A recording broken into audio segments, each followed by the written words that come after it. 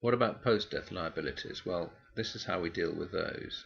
First of all, we've got to record them, and that's so that they appear in the accounts, and then there's a separate action to pay them. Let's start by recording some.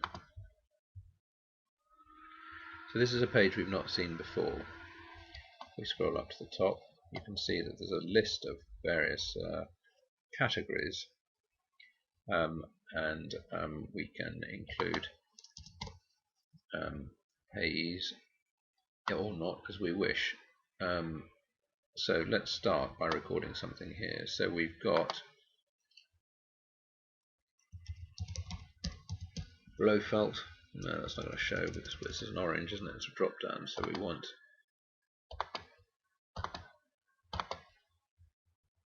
legal fees administration. If we want to put Blofelds in there, we could. It's not going to do anything for us anywhere in the accounts. Let's say minus 7,500, and let's also say that we've got some oath fees. Not bothered who received them, minus 14, and we've got probate fees.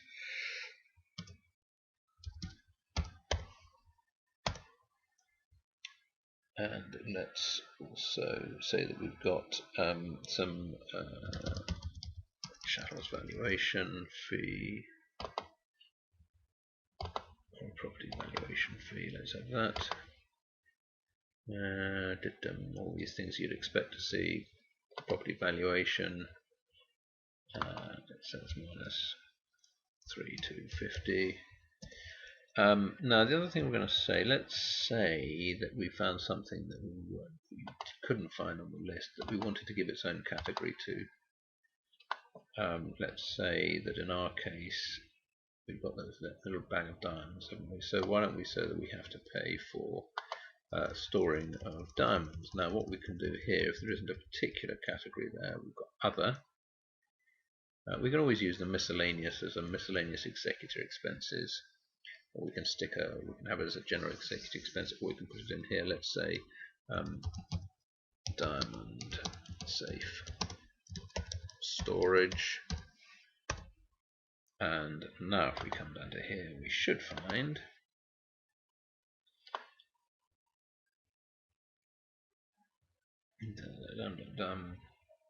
executive expenses. Not yet.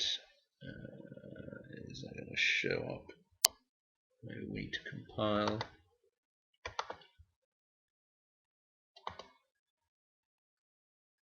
Let's see what happens now. Are you there?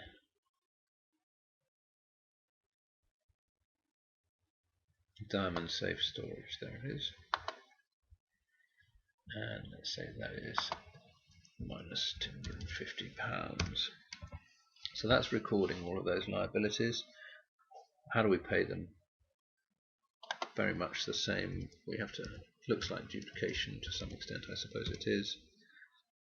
And we can put the date. Let's put a date here because I want to show this will be relevant later. Paid by beneficiary, residuary beneficiary, no. Paid from where?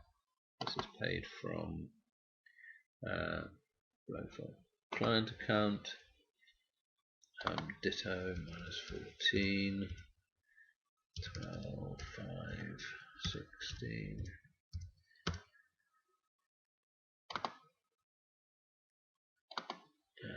And I'm actually going to use this one as an example of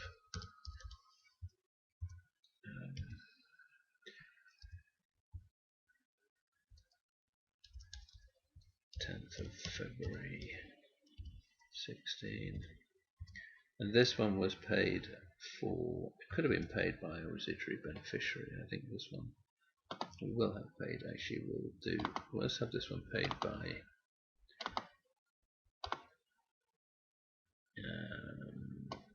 well, we could have it paid by Nick now, couldn't we? And then we can have this one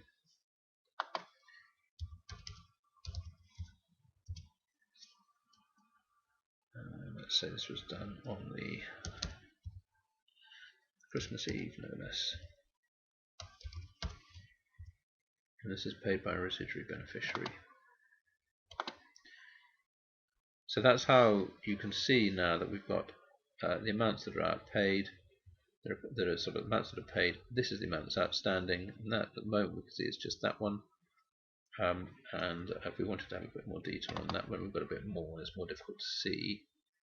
You can begin to see the discrepancy. So look, there we are. That's what's not been paid. And this series of hashes here, that will sort itself out as well. And that is how you would pay administrative expenses and record them.